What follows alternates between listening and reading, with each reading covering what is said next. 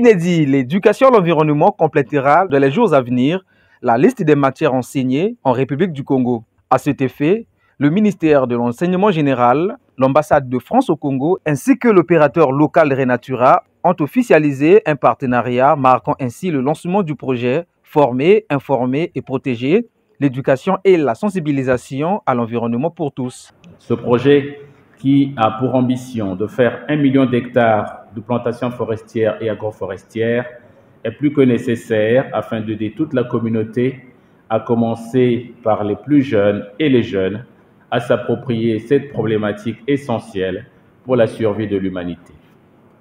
L'objectif de ce projet est donc, il a été rappelé ici, de sensibiliser la population congolaise en général et les apprenants en particulier à la sauvegarde de la biodiversité et du climat, aux enjeux de la protection de l'environnement et de son potentiel en matière de développement socio-économique.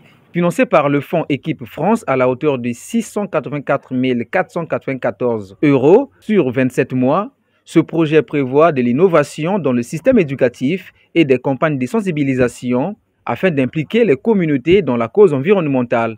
L'éducation à l'environnement pour tous. Il a pour ambition d'appuyer les efforts de l'État en matière d'éducation environnementale, à tous les niveaux de la société, et de renforcer les acteurs de cette science participative. Au cours des mois à venir, ce programme inclura des initiatives éducatives innovantes, des campagnes de sensibilisation de grande envergure, ainsi que des projets pilotes conçus pour promouvoir des comportements durables et responsables. L'éducation à l'environnement est une urgence pour la planète tout entière. Et la France ne peut qu'appuyer le Congo dans son engagement versifiant avec le développement durable. Ce lancement prend donc tout son sens. L'éducation à l'environnement doit être une partie intégrante de cet effort de la République du Congo de porter sa vision de la protection de l'environnement.